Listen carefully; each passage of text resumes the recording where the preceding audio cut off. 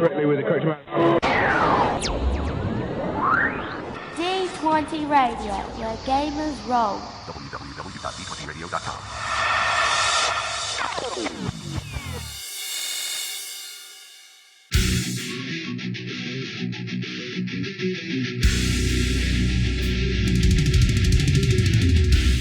Welcome to Me and Steve Talk RPGs, a podcast where me and my friend Steve try and help you get the most out of your role-playing game experience.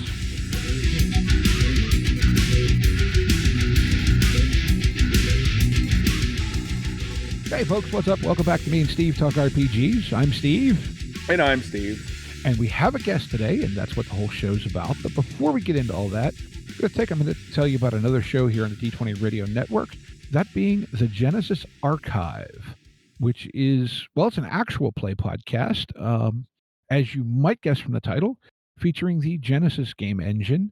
And it's actually a really cool show, very well played, acted.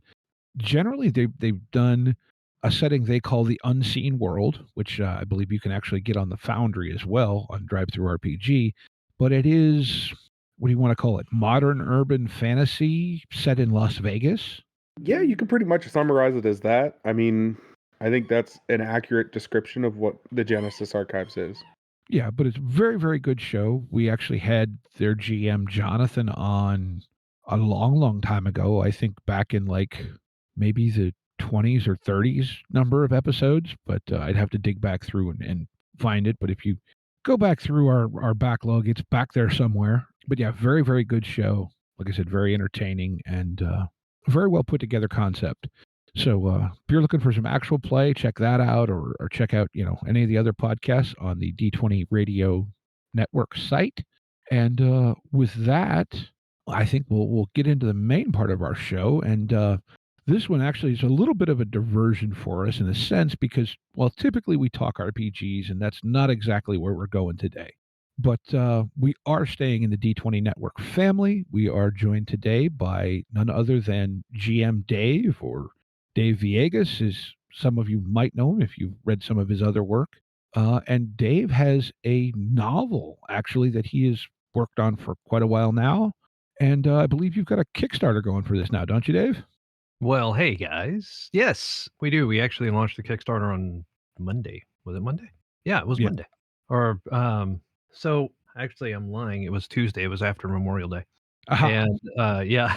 Well, it's all screwed up by podcast time anyway. It is. So. Yeah, you're right. Exactly. Right. So, yeah, we kicked off, I kicked off a Kickstarter on Tuesday to just try and raise a little bit of money to get a little bit of upgraded equipment so I can record my own audiobook. That's the majority of it. And then, of course, just to cover the shipping and all that jazz that goes from Amazon. But yeah, it's we're a little over halfway there. We got to 50% like pretty quick. And then it, as Kickstarter does, your first 48 hours, if you don't do 50% your first 48 hours, you might as well just hang it up. We did 51% in the first 48 hours. So you still get to sweat and stress. Yes, exactly, right. And the first 48 hours passed, yesterday or Thursday afternoon or Friday, yeah, Thursday afternoon, Thursday night, and yeah, it's been as Kickstarter does, it just kind of off the deep end, and so, but to the same, the weekend isn't the greatest time to do a whole bunch of marketing, so I'm going to hit it again on Monday, so we'll see if we can get that thing kickstarted. The Kickstarter kickstarted.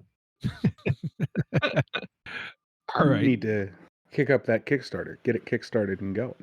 That's right, by golly.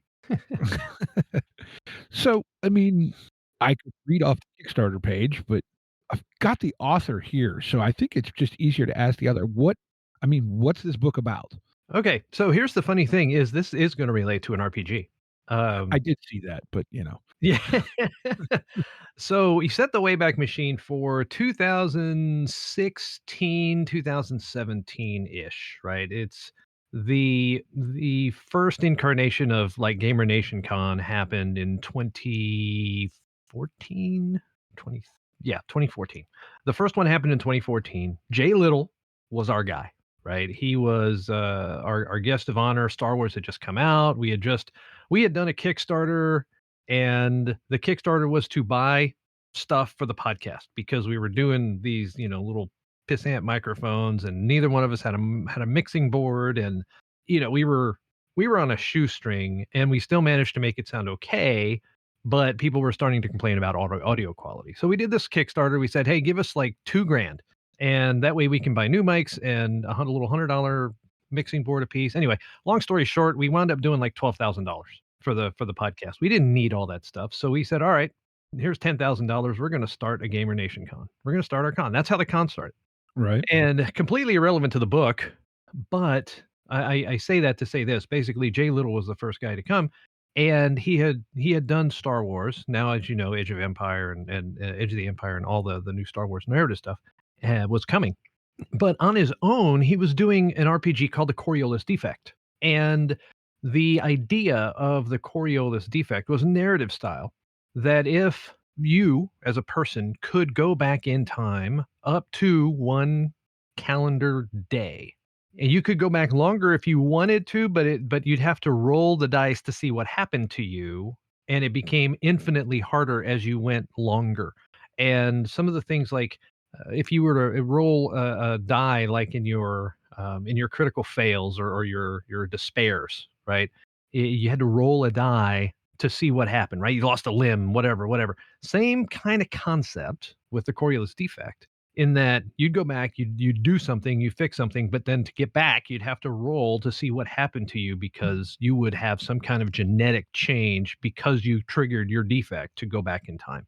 So that there lays the foundation for what the circadian anomaly is, because I kept the same basic 1 day circadian rhythm of 24 hours. For all of us, that's our biorhythms, right? But not every time will it cause some kind of genetic defect. So I started writing this after I talked to Jay. I was like, hey, the RPG didn't work, your Kickstarter, but I would love to repurpose this into a book.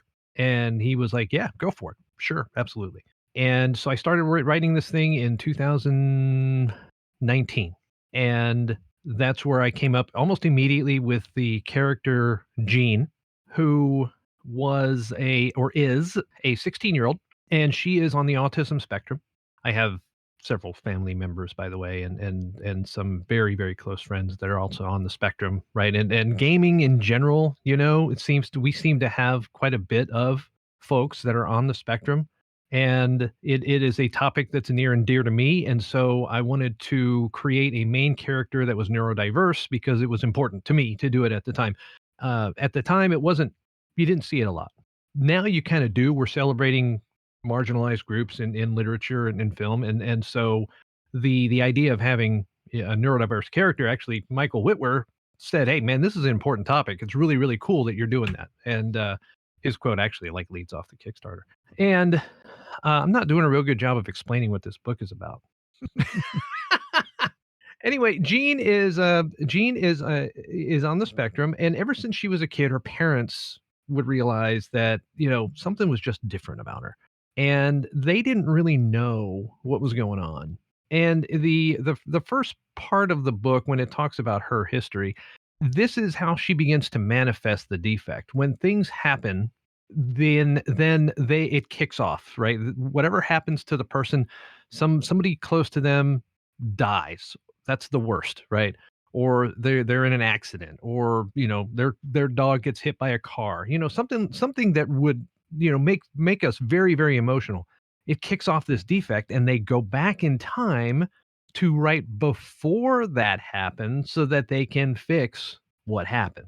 Jean obviously is the main character, and she begins to manifest this ability because her father is a gambling, let's call him what he is. He's a gambling addict.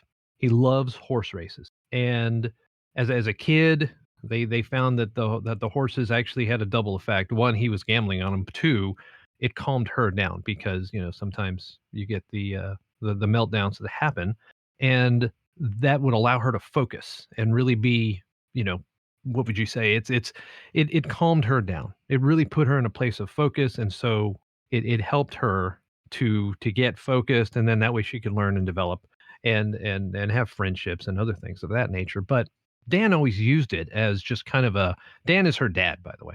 Mm-hmm. Dan always just used it as an excuse to get him to go out to the paddock and the racehorse or in the racetrack. And they grew up or live in a suburb of Chicago.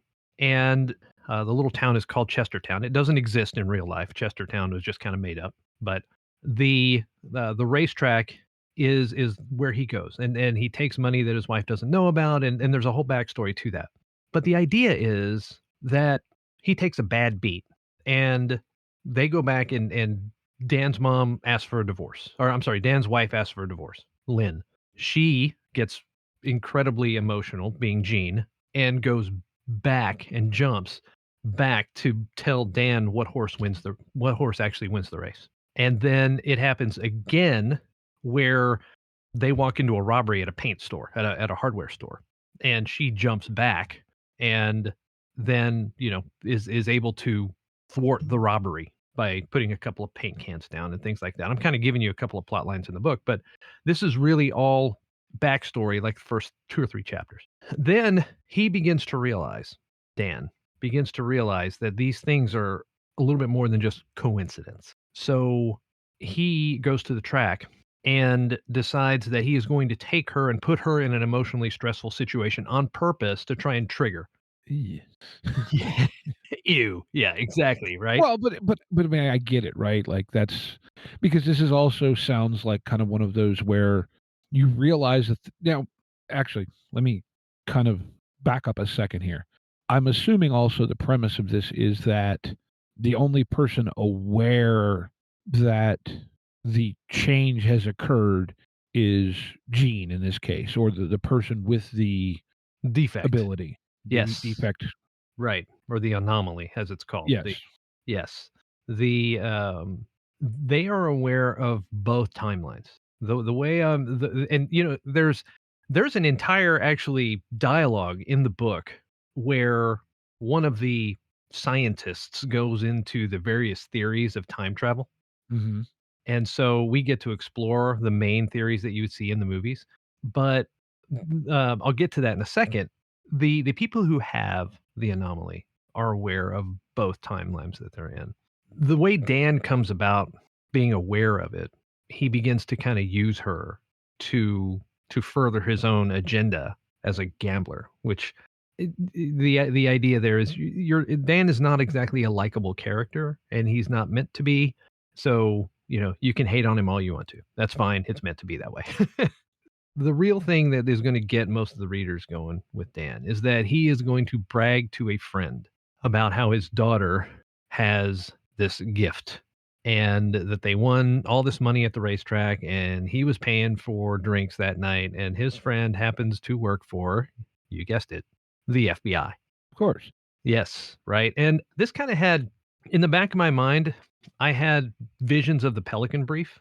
You know how the guy shares, "Hey, this is interesting. This is something one of my kids wrote," and it goes from there. This is one of those same types of things, right? It's the FBI guy gets in his head that, hey, maybe I can make my name for himself by bringing this up, and who knows, I may get laughed out of the room, and maybe I won't. But he goes to his boss, and it turns out that his boss is aware of a task force that is being put together to try and find individuals that have what they're calling the circadian anomaly. Because in another back chapter of the book, we start talking about a dog named Mattis. The dog is actually named after a canine officer in Alpharetta, Georgia, who I became friends with on TikTok. Not the dog, his handler. A police officer. What's that? Hey, you know what? We're gamer people. We have unusual friends.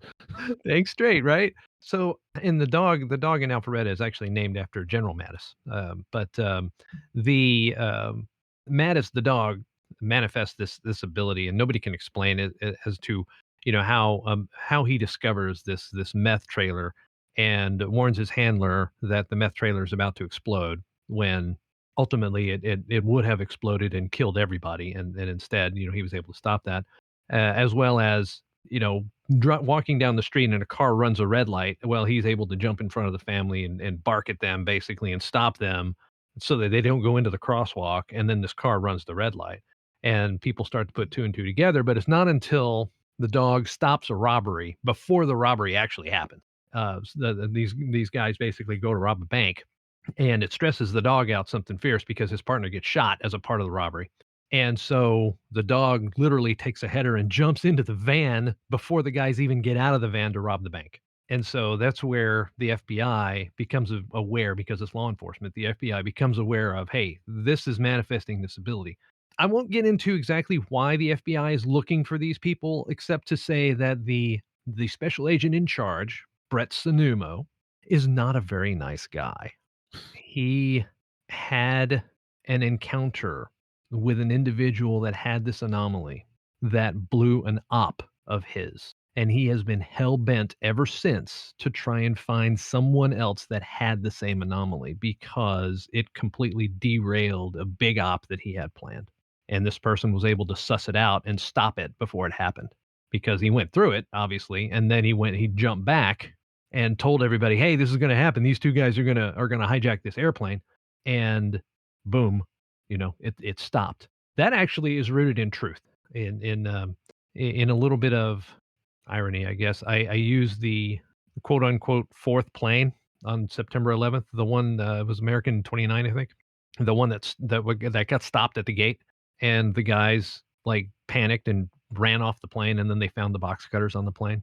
And so I wrote in that this guy had stopped the plane. That he said, "Hey, these guys are going to take over the plane, and they're going to crash us." And actually, that would have been the fifth plane, right? But that is what blew this guy's operation, because he wasn't with the FBI back then. He was a bad person back then. Mm-hmm. So I won't give away a lot of that, but that's where the FBI portion of it really kind of came from. He has kind of finagled himself into the FBI to try and find people that have this thing. And so it was a dog, fine. All he wants to do is find something or someone with the anomaly so that he can take them and test them and find out what it is about DNA that caused this. Because he had the first subject, the guy that blew the op, but the guy died as soon as he jumped back, because his defect was triggered, and it created a defect that was not survivable. So once he came back into the timeline, he immediately died. Okay, so that's where the defect term comes in, is the consequence, so to speak. Right. Right. So the anomaly itself allows you to go back in time, but there's always a chance that you lose a piece of yourself when you come back. And that is for the people that have learned to control it. And we're going to meet an 18-year-old. This is very much in the young adult range, by the way. We're going to meet an 18-year-old who has learned to control her anomaly by the time she's a senior in high school. But she hides it for obvious reasons, because she knows that people would literally kill for something like that, to be able to do that. And she knows kind of how to trigger it. Sometimes it still happens without her triggering it consciously for stressful events. And then there's another old man who comes from Asia. All these characters are introduced in the first chapter. This man is named Carlo, and he used to have a group of people, and they would strategically use their anomaly to right the wrongs of the past. And they were literally a force of good, that they tried to find things that went wrong and then go back in time and fix them. Even though they could only go back by a day, they all could do it. And gradually all of them wound up with defects in their DNA, and they all passed away. This is the last one. And so he used to run, and this, of course, homage to my Star Wars roots, it was called The Order. Right. So, yeah. So in a nutshell, to take 20 minutes of time and then boil it down to just a couple of minutes worth of what what the story really is. It's about Jean, and the fact that she has grown up with this ability to, some people call it foresight, some people obviously have learned how to manipulate it. Her dad definitely has learned to manipulate it, and Mattis and a couple of others that attract the attention of the FBI, who's trying to catch them. And the only thing they can do when they're running from the government, right? The government knows exactly where you are and can track you all the time. the only thing they've got at their disposal to be able to fight is time as a weapon. And so it really, foresight has been weaponized by them to be able to fight back against the government as the government's trying to get them. And the entire story basically is a chase, and it runs back and forth. It's got parts of things that are going to remind you of like Jason Bourne or the Bourne Ultimatum, with the government chase kind of stuff. It's got items that are going to remind you of Pelican Brief, right? Because that's how the thing leaked to the government in the first place. And there are a few other surprises and twists and whatnot in there as well. And it's I don't know. It's a fun thing. It was a fun thing to write. It's I wrote most of it while I was really kind of down with cancer in 2021, and then I've been kind of revising. This is like the ninth complete revision that has happened over time. As it goes. But yeah. That sounds like a really fun story. I mean, most of my storytelling has been done in an RPG context, and I know you have deep roots there. Right.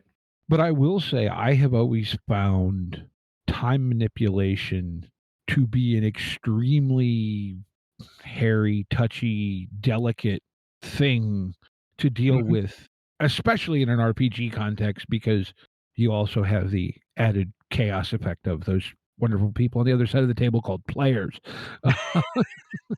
Right. Yes, nothing survives your player base. And so I wonder, you know, just how how much has like your RPG background kind of affected your storytelling, and have you like leaned back and forth with leaning on this experience in gaming to help tell this story, or vice. You get where I'm going. I think I Yeah. can't articulate it real well. Yeah, yeah, yeah. And the cool thing is that having written so many modules and one shots for Star Wars, D&D, you name it, everyone is John. That's the ultimate, right? That is the ultimate fly by the seat of your pants RPG right there, right? You've got to come up with stuff as a Steve has GM. a copy too, so You've got to come up with stuff just off the top of your head because you just don't know where the players are going to go. And the game remakes itself every single time because people always choose different goals and different things that they want to do and different skills. And so you have to be highly adept as a GM to run Everyone is John. And you have to become a storyteller on the fly. And so I would say that helped quite a bit. It also hurt because you know how GMs can take things off the rails a little bit, right? You know how players have gaming ADD because what? they want Huh? to all of a sudden just go off in this other direction. Look, a squirrel, they go follow it, right? So part of the revision process of writing this book was really about eliminating the extraneous pieces that I tried to go follow and create a little mini storyline or arc, and it didn't really serve a purpose in furthering the character or furthering the story. It was just kind of a fun little thing, dude, that was a little thing that happened to one of the characters or the dog or whatever. It didn't serve as developing the character. It didn't really serve as the plot, and so I had to cut a lot of these things. And originally the book came out to be 108,000 words, and that was too long for a young adult novel. Hmm. And really that sweet spot is anywhere from 75,000 to 90,000 words for a YA, young adult. And so, Hunger Games kind of excluded, right? Hunger Games kind of lives out there as a 120,000 word thing, but it works. So it wound up being right at 90,000 words. Hmm. The and to me it's pretty tight. There is still a little bit of um, the the beta readers that I had read the book all were unified at the beginning. The first couple of beta readers were like, it starts too slow.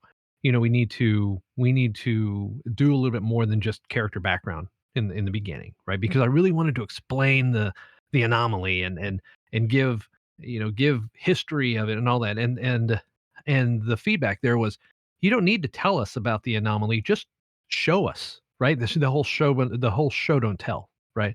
So that's where all the scientific mumbo jumbo and trying to explain time travel and DNA and all this stuff went out the window.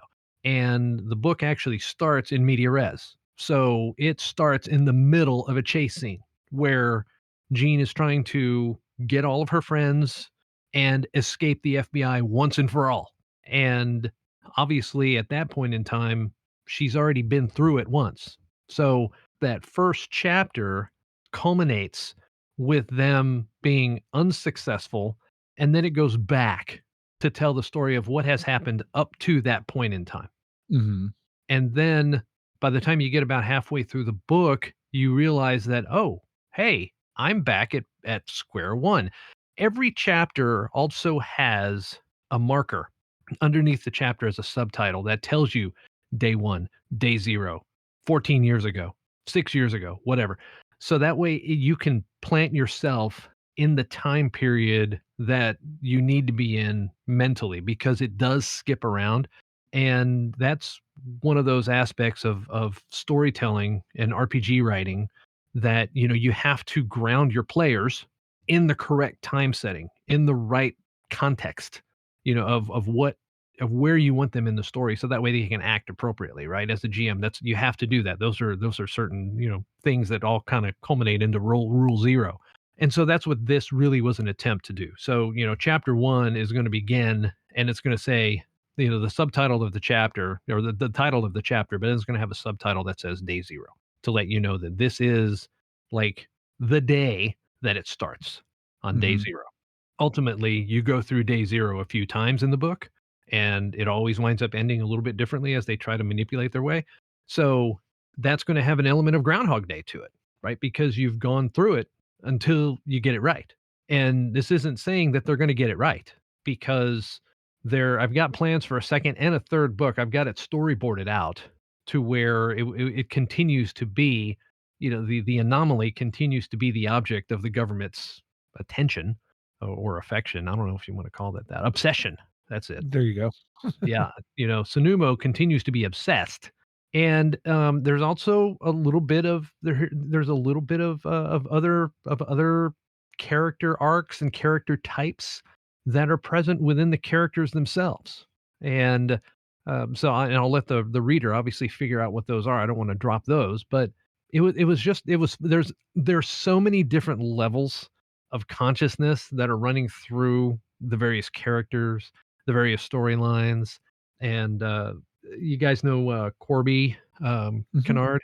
Um, he was one of my first beta readers, and he came in and read the majority of it, and he came back and he gave me an idea and said, "Hey, it would really be cool if I get this feeling that it'd be really cool if you did this with one of the other characters." And I'm like, Corby, you haven't read 2 chapters ahead yet. Go.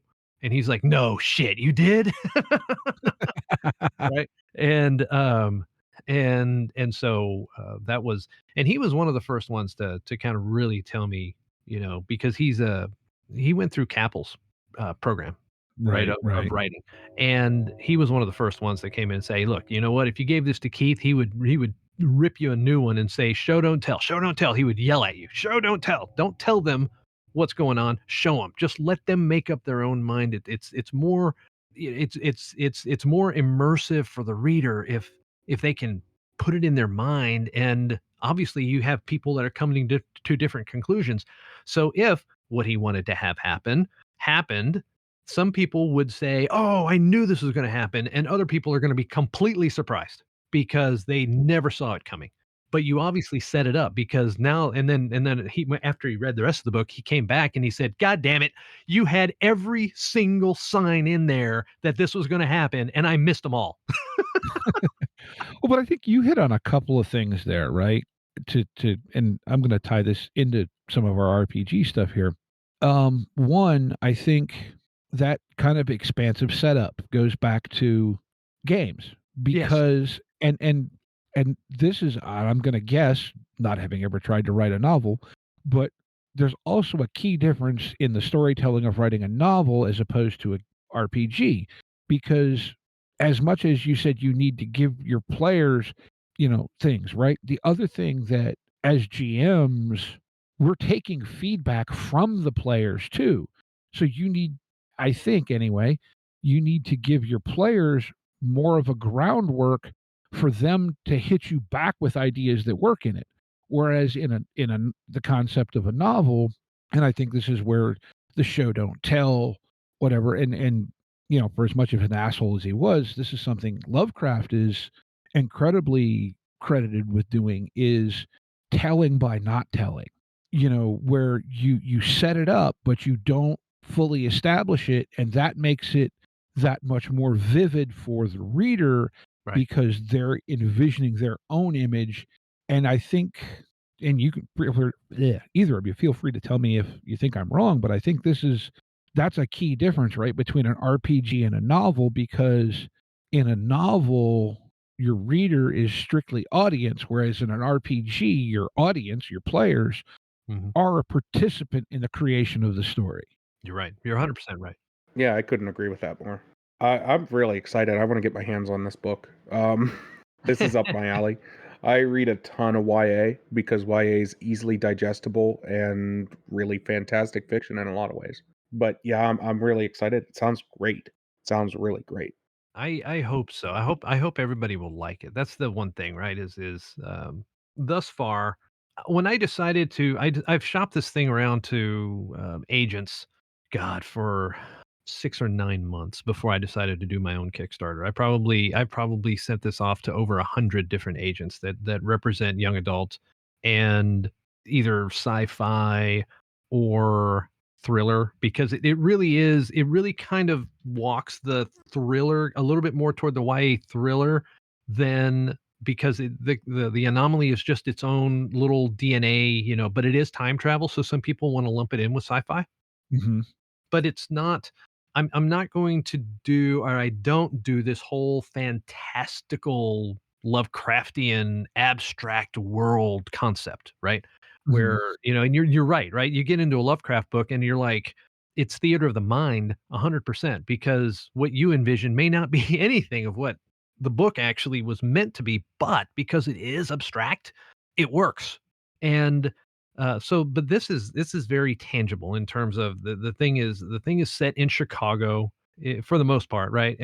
You've got characters that will come in from the Far East. You've got this another character that the dog is actually from Austin, Texas.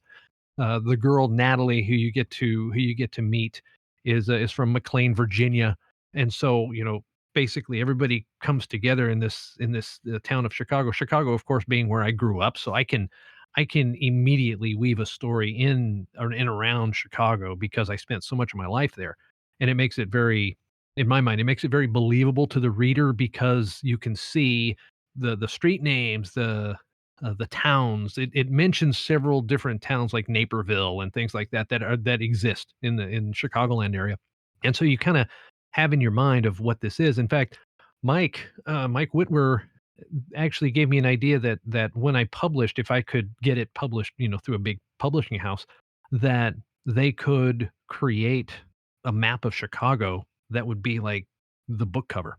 And on the inside where you can see, the different places that the story is going, as they wind through the chase through Grant Park, where it opens in Grant Park, this giant park that kind of overlooks the lake on the northeast side of Chicago.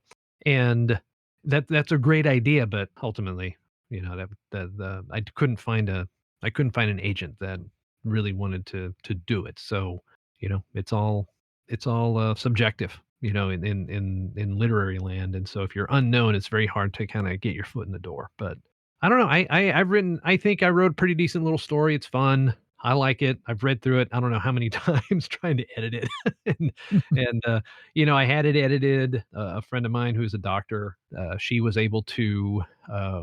She's also an editor, and so she was provided editorial service for me, and I utilized lots of, I know people immediately as soon as they hear AI, they're like, oh my god, are you kidding me? I didn't write anything with AI. Nothing was written with AI, but I used a program called AutoCrit, which is an AI based platform that allows an author to go through and it will literally digest your entire novel, and then it will come back and say, because I wanted to be the young adult thriller genre, it would come back and say, "All right, basically, we've digested your entire book, and if you want to have this read and pace and all this like Suzanne Collins from The Hunger Games, because this feels a lot like The Hunger Games to me, crossed with Jason Bourne, and from a pacing standpoint, not a I want to survive. Everyone kills each other. That's not what it would actually come back and say, all right, you've got these slow paragraphs, you've got these faster paced paragraphs, you've got the use of contractions that that young adults don't really do, right? And and so it kind of gave some ideas of saying you need to quicken the pace here, you need to slow the pace here, you need to take a look at passive verbs in different tenses and tense shifts and things like that. So it was like the editor that never slept. It would just idea after idea that could make the book better. It didn't write anything. I mean, I could invoke like Grammarly or Chat GPT or something like that to write something, but no, I refuse to use generative AI. Mhm. And that is that's just a me thing, right? I don't think I'm not a fan of generative AI as it comes to creative work because I just feel like it's going to ultimately steal something from somebody because it was trained, you know. But Yeah. that's just me. Well, but like in some ways, this sounds a lot like a very, very ramped up version of the spell check. I forget what it's called, but it's in your modern word processors, right? Telling you that this word structure doesn't quite work. It's the wrong tense, or putting Oh them yeah. together in that order is like Mhm. yes, it's significantly beyond that, but it sounds like, well, it's an editor, it's not a writer. Right. It's like Grammarly on steroids, and like Word and I don't know, whatever the Apple equivalent is. It's got those spell check and grammar check. Yes, that's the word I Grammarly was is like thinking of. the next thing, that uses AI to do the grammar check. And then autocrit basically is part of it is Grammarly, but then part of it is it goes out and compares your work to how many ever, how many other science fiction writers you want it to compare to. And it'll tell you, based on the genre that you're writing, your score is X, and to achieve a realistic expectation of having the novel be accepted and read by a lot of people, you're looking for a score of 83 or 85, because anything too high means that it's too perfect, it's not believable, people won't get into it. Anything too low and it's lowbrow, it's not, it's not something it's not going to hold interest because it's going to be telegraphed, people are going to know what's coming, there's no thriller aspect to it. So it was telling me to shoot for this 82 to 87 range, and I came in at an 85. And so once I tweaked and made certain changes to pacing and wrote a few extra things and actually took some out, and then I was happy with it, and sent it out to a few more people for beta reads, and that's where Corby came back and said, "Dude," he's like, "Yeah." Chapter 1 is yes. Okay, you've got it hooked, right? I cannot wait to see what is next, right? So when somebody who is fairly versed in literary world says reading chapter 1, I'm hooked and I want to know what's next, you've done your job as an author. Mhm. Yeah, I actually know Corey pretty well. We actually shared a room at this past Gamer Nation Con. Oh, did you? That's Yep, awesome. That's yep. great. After we inadvertently met at breakfast 2 years ago, and That's awesome. Yeah, so many awesome people in Gamer Nation, in the Gamer Nation that I can just lean on, I mean, so oh, it really is, and I'm assuming too, you probably had, just based on, I didn't get to attend it because I was too busy playing games, but I know, Brev did a panel this year that dealt with a lot of this publishing stuff. I'm assuming yes. you've had conversations with him around all this. I have a little bit, right? And also, especially as it relates to using the Amazon Kindle Direct Publishing or KDP, because that is where I'm going. and how to format and how to how to interact with Amazon to get them to publish your stuff and to create it, to print it, to send it, author copies versus putting pricing it and all that jazz, and then ultimately getting it into distribution where it's available for the bookstores to be able to get it Mhm. if they want it. And the that information was obviously very valuable because it gave me a head start into working with Amazon and Kindle Direct so that I could have the right ideas of how to format and some of the things that would trip other people up, because when you talk to somebody who's already been through it, then they get to kind of help you with some best practices. Oh, I'm sure. Yeah, 100%, and that's why I really enjoyed, getting people who have been around the block writing and to read some of this and provide feedback, right? So, I think, by far the biggest honor that I had coming out of this was that, Michael Whitwer sent this directly to his agent and said, "Hey, look at this thing." Ultimately, it's not something that he does because he's more, I think, nonfiction, as it relates to some of this, all the D&D stuff that Mike puts out, and the Mhm. cookbooks and everything. But, this wasn't really something that wound up on his radar, so it was, you know, you have to find the right agent with the right connections to get you in the right places, so It's like you've said, and we know this, yourself and Steve and I, podcasting, it's half about, yes, you've gotta have a good product, but you've also gotta get people to find it, and you can spend tons and tons of work and passion and everything else making a great product, and if no one listens, Right. order 66 jokes aside, Right. you know, Right. but it's getting it out there and getting, catching that moment, Mhm. I mean, because everyone was a beginning author at some point, right? Tom Clancy wrote a first book that no one had ever heard of Tom Clancy before that, Right. Robert Jordan, and that's when you were talking about all the extraneous storylines. That's all that's going through my head is Robert Jordan. But yeah, like you said, the Gamer Nation, D20 Network, etcetera, is such a wonderful community, and there are so many people with so many varied experiences, and my experience with the con and everything else has just been that so many of them are so willing to jump in and help if they're asked, etcetera. And with you being kind of one of the founders of that whole thing, I don't know. I think it's really cool, and I think you deserve a thank you in that regard too. Oh, of course. Labor of love, right? Well, but like for me, it's one of those things where you get a lot out of it, but it just makes you want to give back. Right. Right. Like all these people help me, so what can I do to help other people? And that's part of the that's really part of what makes our community so good, is that people inherently are not consumers, if that makes sense, right? They they receive benefit from being a part of the group, but then they also give back because they feel like that's what they want to do. And that I think that's why our community is almost unlike anything else that I've ever seen, right? And I've seen it. I've seen it mentioned time and time and time again. How did you get this? How did you make this community the way it is?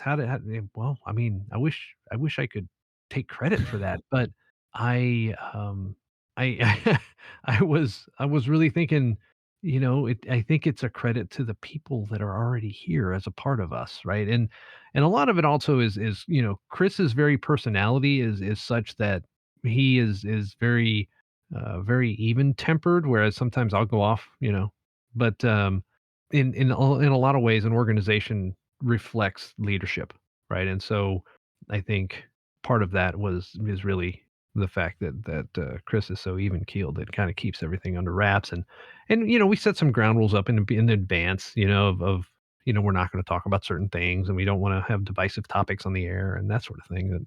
But yeah, it's a great community. You're right. I mean, it's just great people, wonderful people. All right, you got anything to add in here, Steve? No, I'm Yeah, you've been quiet. What's going on here, man?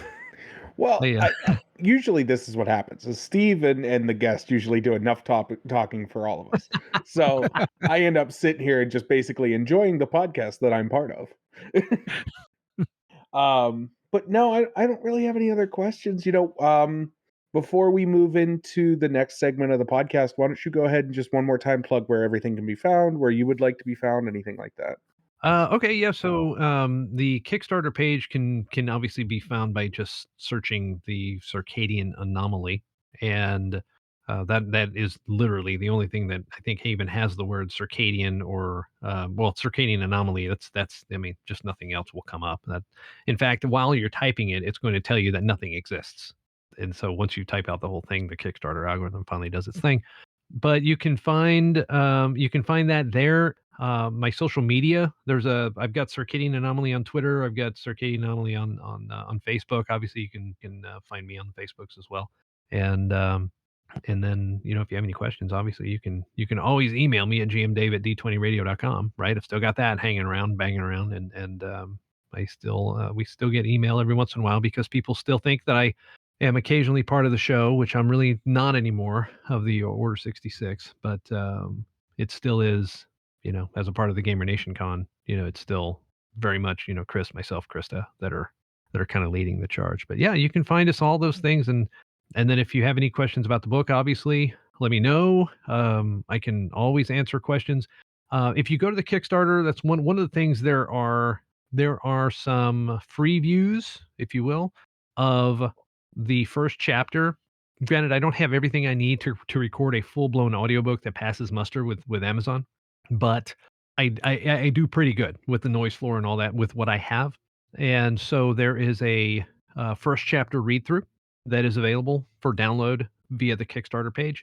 There is also, if you don't want to listen to the audiobook, there is an ebook formatted PDF that you can read on your Kindle or tablet, or even on your phone if you want to, but it's kind of small. And of the first chapter that is available on the Kickstarter. And for those backers that are going to back in next week, I'm going to be releasing as a backer only update the first 3 chapters as a PDF download. Cool. Yeah. Like I say, we'll link all that, in the show notes for anyone that wants to scroll down and click the easy There you way. go. But also, a lot of people, and maybe you overhear someone else listening to it, so you Yeah. may not be able to find that. But yeah, go where Kickstarter and all that fun stuff. Yeah. And one of the funny things, I wanted to call out a friend of mine named Eric. He's a lawyer in Florida. We used to be roommates. When he read the book, he came back and said, "Dude, I've read like 50 Dean Koontz novels, and this is a Dean Koontz novel because it's got the protagonist, it's got some science fiction kind of military, police, whatever, and a dog." So I have a little bit of a question, and I know it kind of hints at this in the Kickstarter write up. Where the heck did you come up with the idea for a dog having the anomaly? Actually, that came from Chris. That came from GM Chris. When there was a time when Jay Little had a bunch of us just kind of write little short stories because he wanted to create a thing of short stories that would go along with the Kickstarter that he was doing. And not even short stories. They were like, 3-4 pagers. And so Chris wrote one about a dog that would constantly, like, save his family from a fire, or jump in front of a speeding car, or save a kid from falling down the stairs, whatever. And every time, he'd get fur change, and then he all of a sudden, would be missing a leg, and one eye, would he be blind in one eye, the little things that change on the dog every single time he goes back.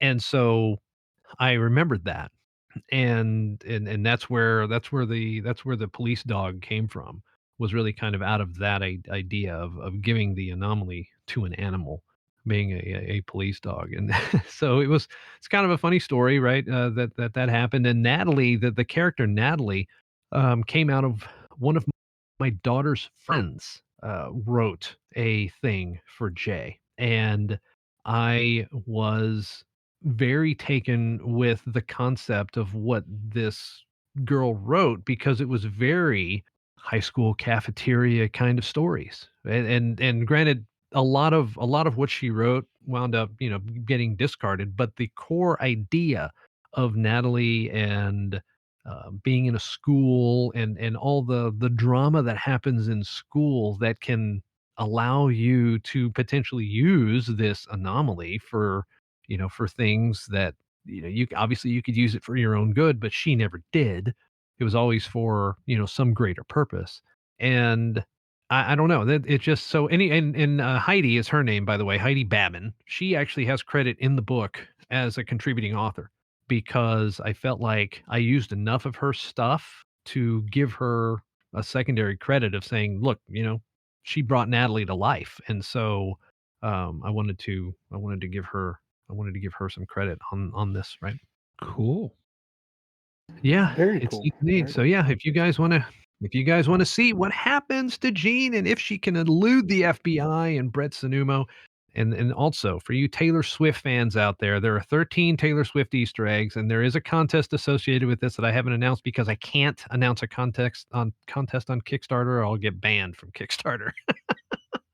But there will be a little thing going on with that because I'm a big Taylor Swift fan ever since my daughter introduced me to her when she's like she would have been 13, 14 years ago. Okay, Something like then. that. 13, 14 years ago, I think is when I heard Teardrops on My Guitar. That's what ultimately started the whole thing. Yeah. But anyway, yeah, thanks for having me on, guys. I really appreciate Oh, it. not a problem at Yeah. all. Yeah. Before we go, we have one more segment of the show, and then we'll wrap it up here. Okey-doke. You want to move into game of the week?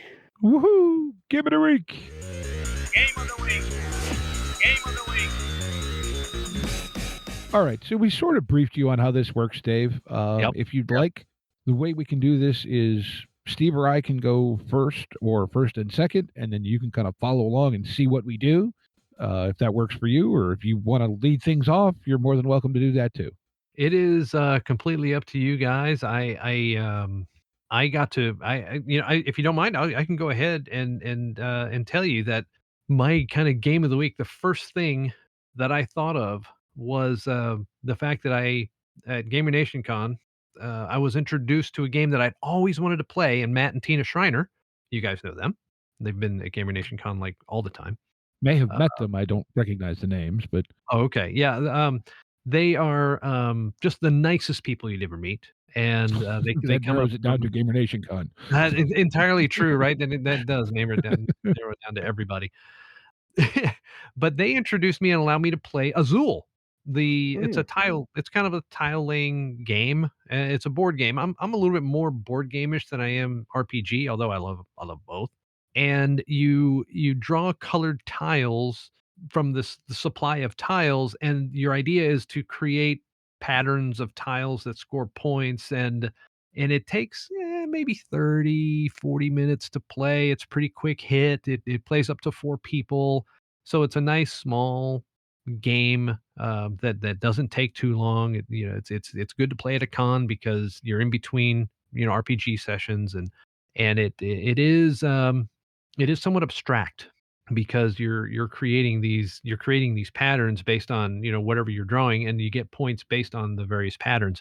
And it is also I learned after Matt beat the crap out of me that it can be highly complex, that you can play the long game and really strategically build these tiles in such a way that they are all scoring points in every manner in which direction. And I'm like, wow. I could only hope to be that good one day at this game. But yeah, So I just dropped a link, a Board Game Geek link in the green room. Is that the one you're talking about? yeah. Okay. Just want to make sure I had the right one for purposes of linkage. Yes, love that Azul. that is exactly the one. That's the original one too, and that's the one that I played. There's 4 or 5 different variations of it now, but that is the one I've played, and I've been on the hunt to try and buy it ever since.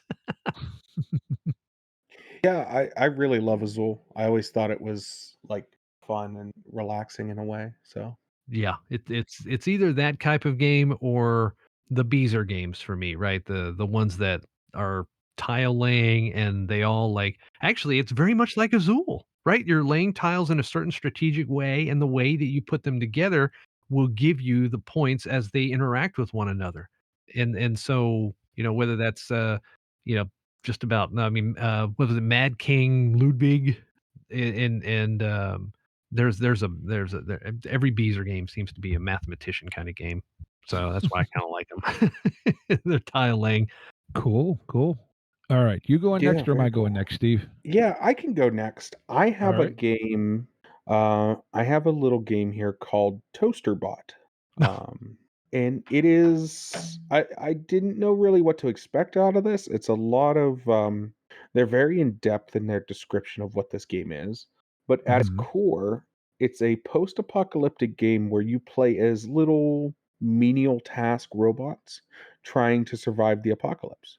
Like you're trying to keep yourself moving and going through about and finding resources, and it's just a it reminds me of and I know I've talked about this before. There's a Netflix series called Love, Death, and Robots. It's very R-rated, but there's a segment where these three robots are going through the remains of human society and like finding different things and playing with different things. It very much has that feel. And I don't know, it's just kind of a thing that's right up my alley, is this game about little menial task robots trying to find, a battery in the wasteland, right? Like, We are all mouse droids. yeah, pretty much. I don't know. I Oh, think this looks it seems really neat. hysterical. Yeah. I think it could be played two ways. I think it could be played incredibly, incredibly goofy, or with the right group, I think you could play it super straight and Yeah. it be a very interesting narrative adventure. Yeah. No, I think you're 100% right. That's the cool thing with so many of these newer, smaller games, right? It's you can take them different directions and both are equally valid and equally fun. Right?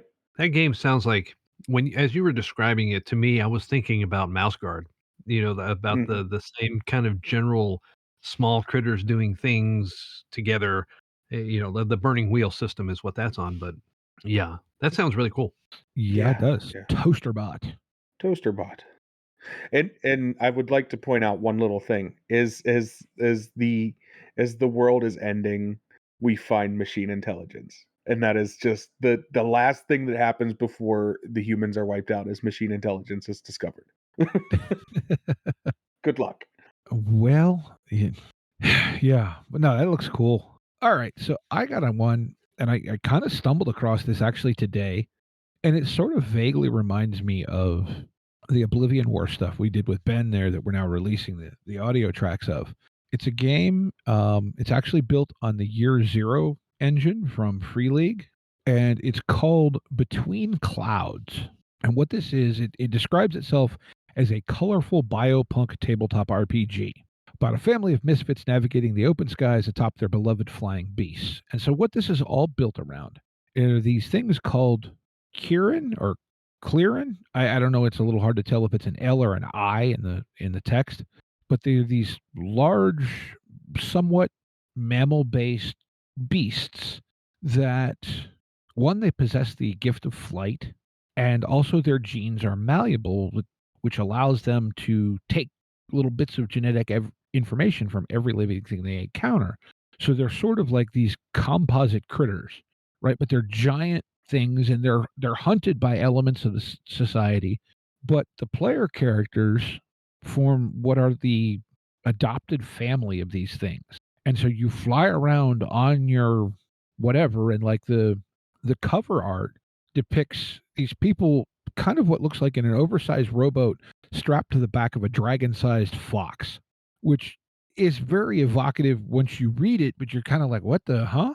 But it's actually really neat because it's like essentially it's saying, most of these family of these beasts were, rejected by society for being too unusual, etc. But they kind of come together as the family of these Kieran or whatever, however it's supposed to be pronounced. I don't know. And so like I said, it looks like a really neat world concept. Again, it's built off of Free League's Year Zero engine, but it says it's also got strong influences from like the Belonging Outside Belonging, Dream Apart, Dream Askew by Avery Alder, and also from John Harper's Forged in the Dark games. No, very cool. So yeah, like I said, it looks really, really neat. PDF, 200-page PDF, only going to set you back $12. So not a high level investment, but what looks like a really, really cool setting, and you could probably explore some really neat themes and stuff with this. Yeah, definitely. I'm always down for something like that. That's pretty cool. Kind of weird and whimsical, but still serious and touching on interesting topics as well. So yeah, Very that's neat. mine. It's called Between Clouds. Not between the clouds, just between clouds. Well, with all that said, Dave, we want to thank you for coming on and talking to us today, telling us all about the book that you're coming out with. I appreciate it. Yeah. As always, links to everything are in the show notes. Discord, Patreon, all of the things we discussed will be there as well. And we want to thank everyone for listening and remind you to be kind to one another and get out there and play some RPGs. Yep. Go check out the Circadian Anomaly on Kickstarter and take care, y'all. Take care. Intro and outro music by the band 12 Noon. You can email us at meandsteverpg@gmail.com. You can find us on Twitter at @RPGs. Find us on Facebook at Me and Steve RPG Podcast. On Discord at Me and Steve RPGs. And as always, all of these links are in the show notes. Thank you, and be kind to one another.